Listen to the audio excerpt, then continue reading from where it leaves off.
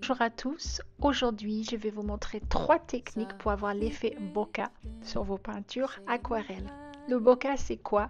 C'est une technique artistique qui sert à flouter une partie de votre œuvre pour faire ressortir une autre.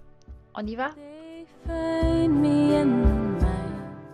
On va donc mouiller toute la feuille avec un gros pinceau, la feuille que nous avons déjà sécurisée avec du ruban de masquage. Moi je le mets toujours sur une planche en bois pour pouvoir le bouger après. Donc souvenez-vous qu'en aquarelle on commence par les couleurs les plus claires. Donc moi je vais prendre un jaune qui est un petit peu un jaune froid. Il s'agit du Hansa jaune clair et je vais faire pratiquement toute la feuille avec cette couleur que j'étale bien. Donc sans attendre que la première couche sèche, j'ajoute un peu plus de peinture avec une consistance un petit peu moins liquide pour avoir une couleur un peu plus intense. J'enlève un petit peu sur les côtés. Je voudrais que mon jaune soit concentré au milieu comme un grand soleil. Là j'ai changé de jaune, j'ai donc pris un jaune beaucoup plus chaud que j'ajoute aussi sur la feuille.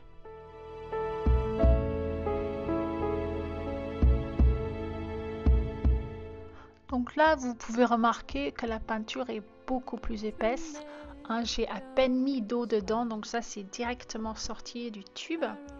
Alors, ce que je vais faire maintenant, c'est que je vais vaporiser avec de l'eau claire et incliner donc ma peinture pour que ça coule un petit peu partout. Donc vous voyez, c'est ça la beauté de l'aquarelle. D'un côté, elle fait un petit peu ce qu'elle veut, mais d'un autre côté, on peut le contrôler parce que c'est nous qui inclinons la peinture dans le sens où on veut qu'elle coule. Ici, donc, c'est la première couche. Et je vais ajouter d'autres couleurs. L'aquarelle est souvent une question de timing, c'est-à-dire quel effet on veut, quand est-ce qu'on met la peinture pour avoir cet effet. Donc ici, je voulais un effet de douceur. Je voudrais que les couleurs se complémentent et que je n'ai pas de bordure dure, mais je n'ai pas non plus la peinture qui coule partout et qui se mélange trop. Donc ma peinture, première couche, était humide et j'ajoute à ce moment-là. Si j'ajoute quand c'est mouillé, ça va couler partout, ça va faire un autre effet. Si j'attends que la première couche soit sèche, là ça va faire des bordures dures et c'est pas ça que je cherchais ici.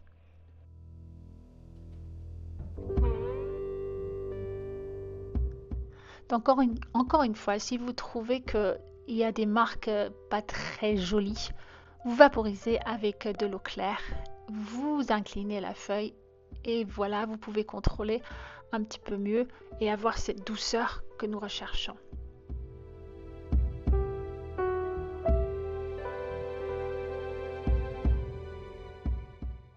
Comme vous avez sûrement pu constater, l'aquarelle, ça sèche beaucoup plus clair que quand c'est mouillé. Donc là, j'ai rajouté des couleurs parce que je trouvais que c'était trop fade et je recommence. Donc là, il s'agit de troisième couche. Je recommence avec l'eau claire pour faire couler la peinture là où je veux. On whispers soft, lead the way.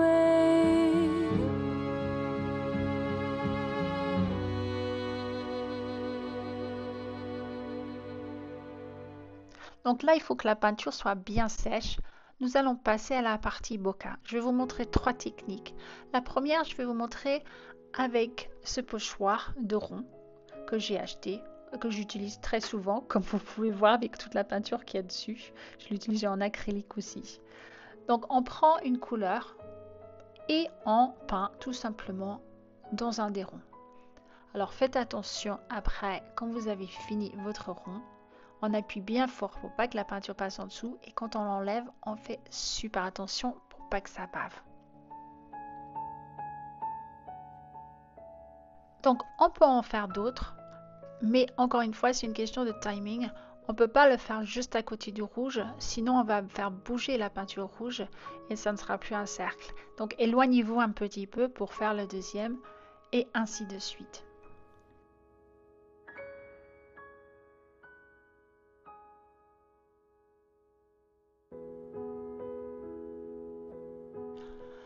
Le premier rond est presque sec. Donc on peut en faire un deuxième un petit peu juxtaposé dessus, mais on fait très attention quand on met le pochoir pour pas déranger le premier parce qu'il n'est pas complètement sec, il est assez sec pour pouvoir en faire un juste à côté. Et quand on l'enlève, c'est pareil, on fait attention de ne pas le traîner sur la feuille, mais on le soulève délicatement.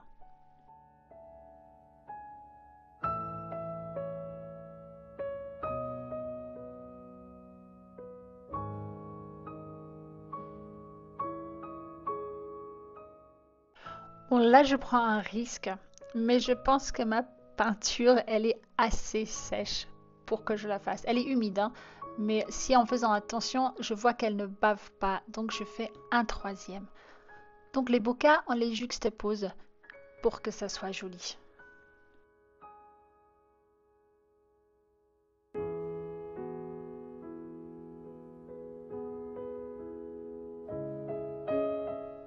Et ainsi de suite, et ainsi de suite, en changeant les couleurs et les tailles, en les juxtaposant ici et là, et vous allez avoir un super effet bokeh avec cette technique.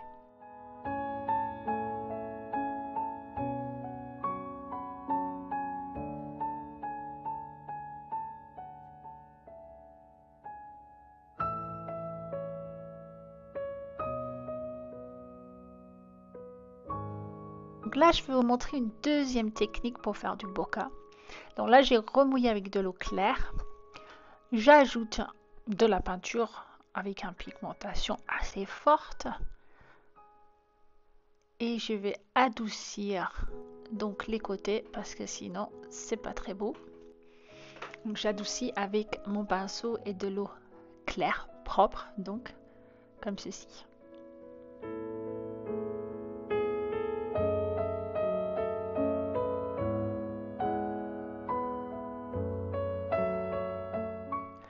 Je prends maintenant un vieux pinceau de taille moyenne que je sèche si elle était mouillée. Je reprends mon pochoir, je le mets délicatement sur la peinture que je viens d'ajouter et j'enlève l'excédent de peinture avec ce pinceau. Donc chaque fois que j'enlève de l'eau, je l'essuie pour le sécher. Ou je peux aussi le faire avec un essuie-tout. Attention à ne pas appuyer trop fort parce que si votre papier n'est pas de très bonne qualité, vous risquez de l'abîmer.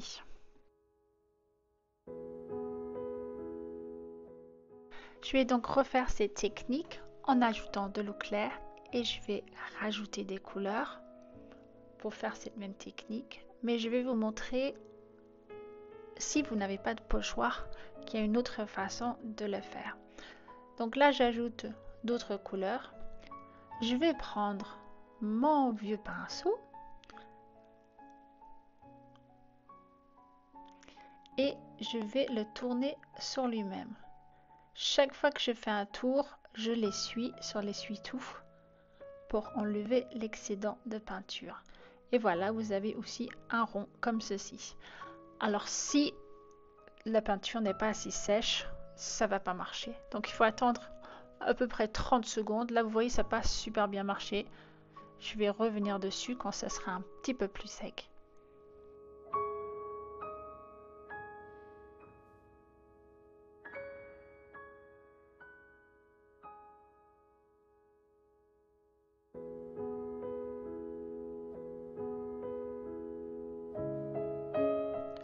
Deux solutions donc, soit avec le pochoir, soit avec un vieux pinceau. J'insiste bien sur le mot vieux pinceau parce que vu comme on appuie très fort dessus, ça peut vraiment l'abîmer et ça serait dommage de faire ça avec votre pinceau préféré.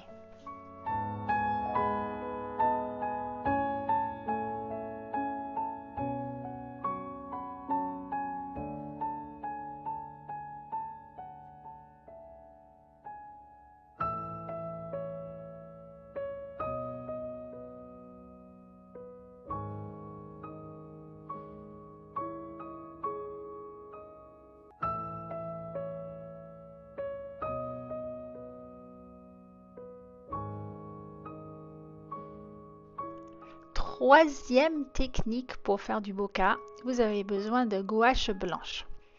Donc vous versez un peu de gouache sur votre palette, vous ajoutez de l'eau, pas mal d'eau pour que ça soit assez liquide mais qu'il y a quand même la couleur blanche qui reste.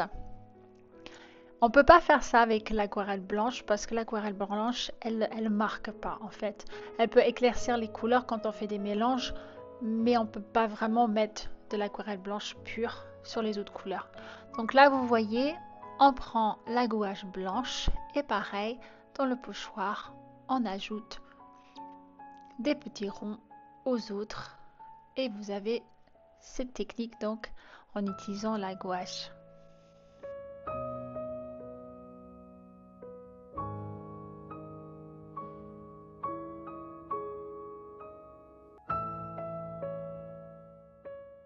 Alors la gouache, c'est presque comme l'aquarelle. En fait, il n'y a qu'un ingrédient qui diffère.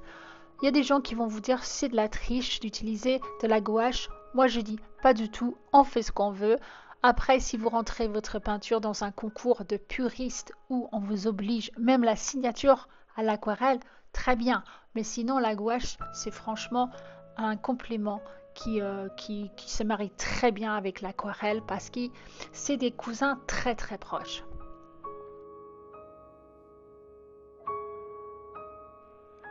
Alors là, vous allez voir que je vais ajouter un tout petit peu d'aquarelle à la gouache pour donner une petite teinte. Là, j'ai mis du beige de ce côté-là, donc gouache, une petite pointe d'aquarelle, ce qui fait une peinture plus claire et très poétique. Hein. Donc voilà, à vous de jouer avec les couleurs. Regardez comment c'est beau là.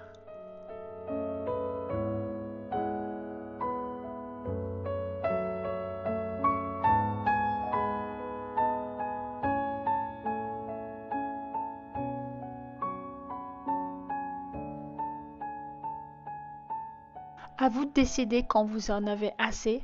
Il ne faut pas en faire trop, mais si vous en faites peu, ça sera pas très beau non plus. Donc là, je pense qu'on en a assez et je vais, avec mon crayon, dessiner un pissenlit très simple. Donc là, je suis en train de mettre une tige de ce côté et dessiner quelques petits détails, mais j'appuie pas fort sur la feuille pour pas la marquer.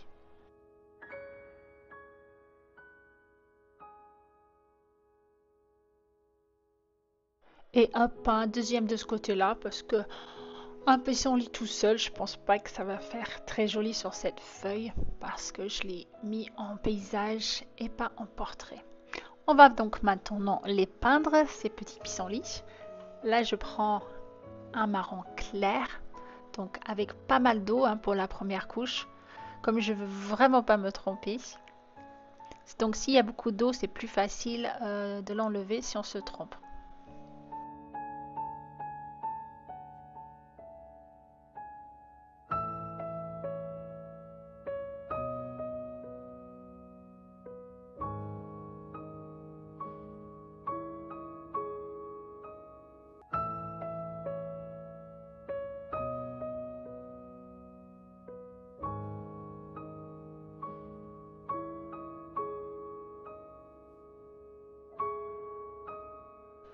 Donc plus je suis sûre de moi, plus j'ajoute du pigment.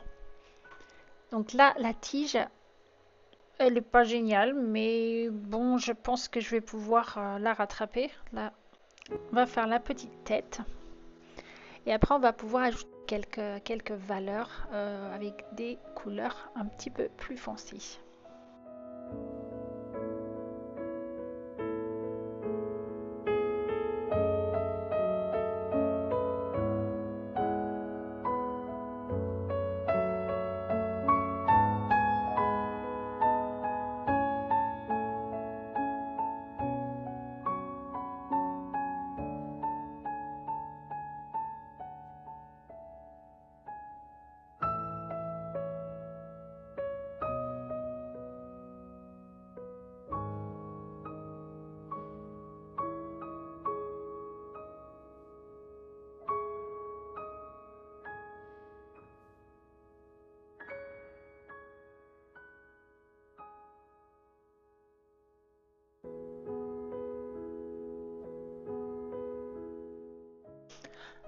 Là, on va passer donc à la fleur. Bon, c'est pas vraiment une fleur, vous voyez ce que je veux dire. C'est un pissenlit qui a perdu justement sa fleur.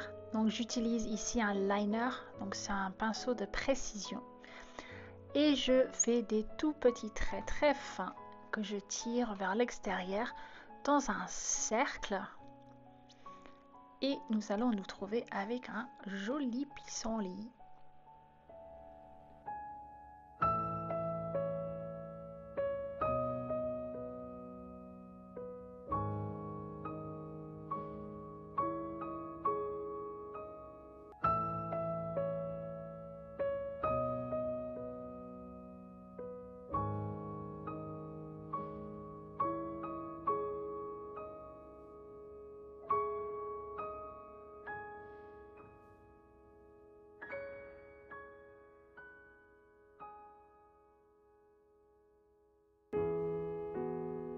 Donc là, on a toutes les tiges en place. On va pouvoir faire les têtes. Donc les têtes, ils vont être un peu plus foncées, plus concentrées. Et on fait 3 petits traits, un petit point sur chacune des tiges. Et ça va faire un joli pissenlit. Bon, je sais, ça fait déjà plusieurs fois que j'ai dit ça, mais patience, patience, ça arrive.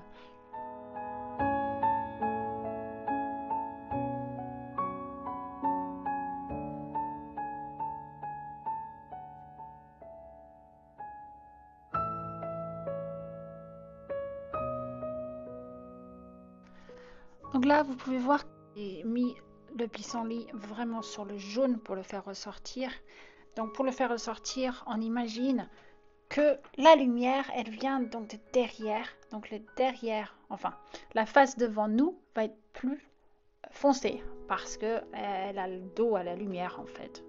Donc on va le foncer après avoir fini donc les petites gribouilles, je ne sais pas comment les appeler. Voilà, donc on va maintenant se concentrer sur les détails sur la tige et l'arrière donc du pissenlit.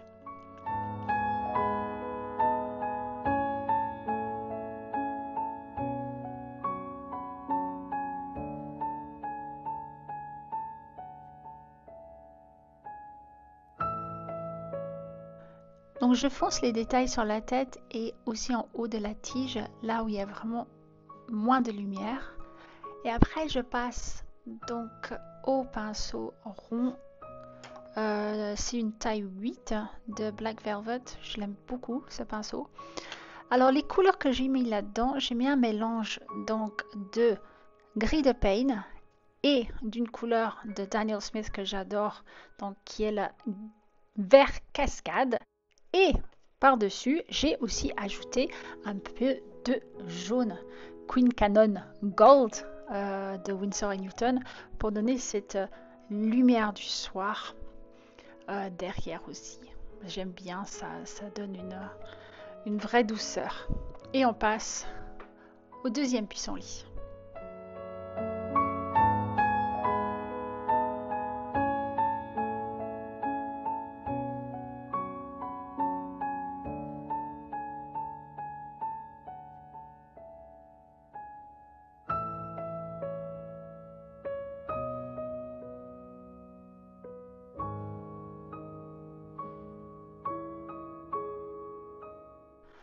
Le deuxième pissenlit, j'ai envie de le varier un petit peu. Je me dis que j'ai envie qu'ils soient un petit peu plus au soleil.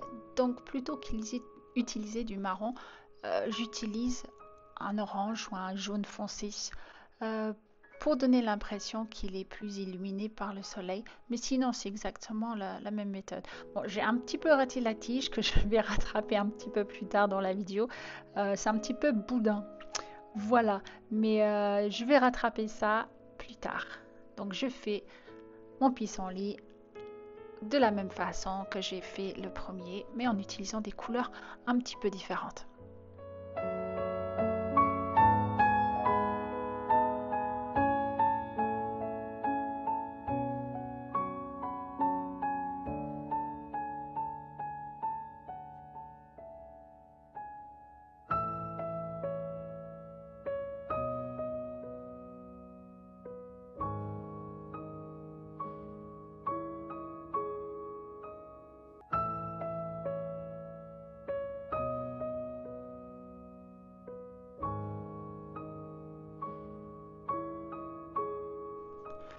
Oh là là, cette tige, mais quelle horreur! Comment on va le rattraper? Alors, ce que je vais faire, c'est que je vais foncer une toute petite partie pour essayer de l'amincir un petit peu et je vais essayer d'estomper le surplus sur le côté droit en mettant de l'eau claire dessus pour essayer de rattraper un petit peu ma bêtise. On va voir si j'arrive ou pas.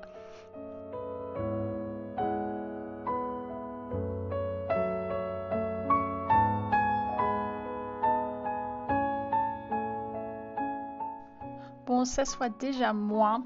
Hein, j'ai bien foncé le côté gauche, comme ça enlève l'œil du côté droit. Mais j'ai pas fini encore. Je vais rattraper encore un petit peu. Mais en attendant, je fonce quelques petits brins de l'autre côté sur le pissenlit de droite pour le faire ressortir un petit peu plus.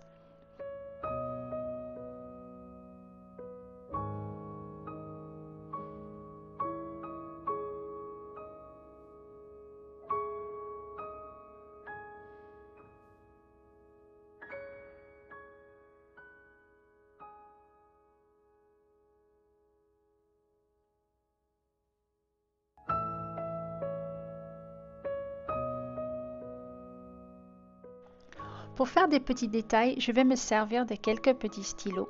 Donc ça, ce sont pour la plupart des Mitsubishi que j'aime beaucoup utiliser pour faire les détails dans mes peintures.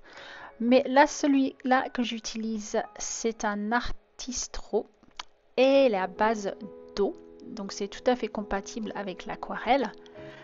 Et c'est un petit peu plus gros que les autres que je tenais dans ma main. Je mets la description sous la vidéo si ça vous intéresse. Ça fait vraiment... c'est un très bon outil hein, pour l'aquarelle. Ça ajoute des petits détails ici et là.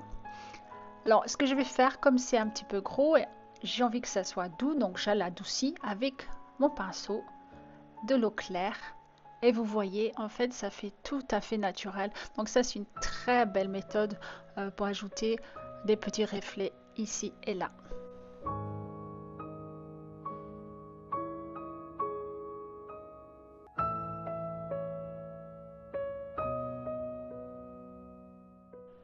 Et quelques petits détails plus petits encore avec les Mitsubishi. Les pointes sont très très fines, donc ça permet vraiment de faire des tout petits points. Donc là, j'utilise le blanc, mais je vais aussi me faire plaisir et utiliser le doré et l'argenté tous les deux, ils vont donner des étincelles. Voilà, donc des reflets qui vont aller très bien avec cette image, cette peinture que nous avons fait. Ça reflète comme des rayons de soleil.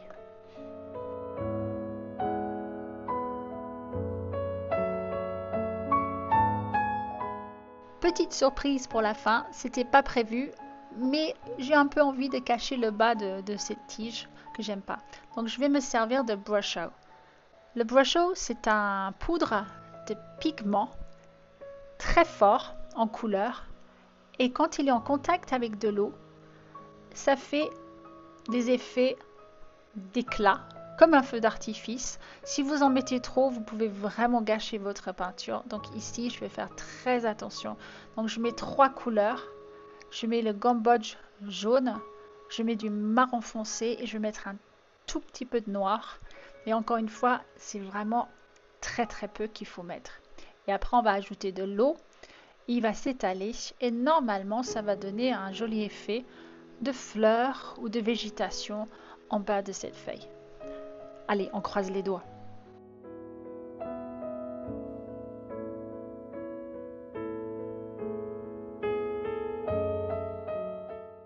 J'incline ma peinture, je prends mon spray, j'asperge les petits pigments. Vous voyez, ça les fait bouger tout de suite.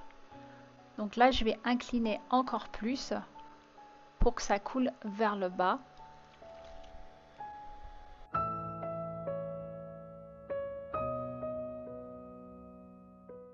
C'est bon, j'en ai pas trop mis.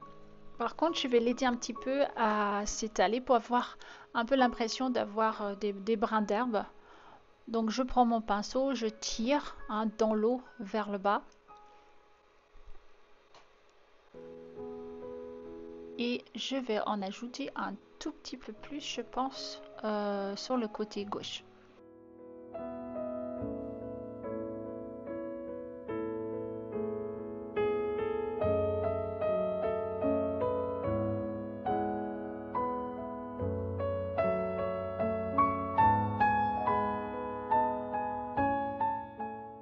Voilà, c'est pas mal. Mais attention parce qu'il faut quelques minutes pour que ça prenne vraiment toute l'intensité. Voilà. Mais comme j'ai envie encore d'ajouter quelque chose, je vais faire la brosse à dents, un petit peu de gouache blanche brosse à dents pour faire des petits points blancs ici et là, pour donner une dernière petite touche féerique à cette scène magique.